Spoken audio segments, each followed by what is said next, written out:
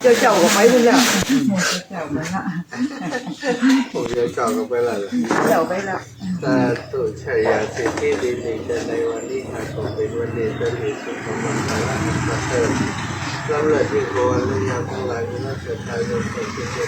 แก้วเจ็บน้ำมันของทั้งครอบครัวมันยาที่กลางวันทุกท่านทุกคนได้น้อมนำมาอย่างขอน้ำโภชนาอาหารที่กาการได้สวายแต่บาตรต่อธรรมภาพที่เกิดที่จะได้สักปัญญาพระพุทธเจ้า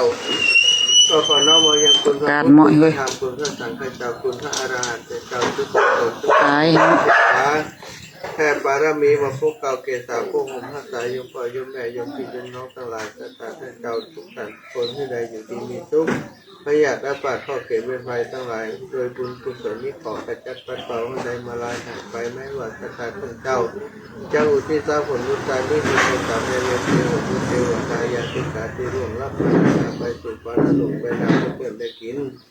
ได้บริโภคคนจากวิญญาณผ่านจากที่ทุกคนถึงทุกเป็นที่แล้วคือหัวใจยอดในหลักปานไปอยู่ในจิตทุกสำคัญและกลับมาพัฒนาโมทนาอันเนินใจพบปัสสาวะท่านเจ้า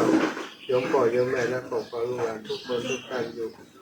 ที่ปันมาหาคือปันใดจะเดินทางขึ้นเหนือโลกไปขอให้ปลอดภัยในทุกเส้นทางยะถา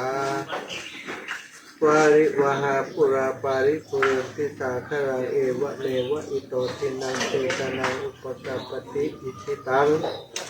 ปฏิสังตุมหังคิปเมวะสมิจตุสัพเพปุเรตุสังกปาจันโทปนะระโสยะถามณิโชติระโสยะถาสัพพิติโยวิวัจจันตุสัมมาโลกโกวินัสตุมาเตภวัตวันตรายโยสุขีติกายุโกภวะอภิวาทนาสีสันนิจังพุทธาปจายโนจัตตารโอธัมมาวัฏันติอายุวโนสุขังพระสาธุมีสุข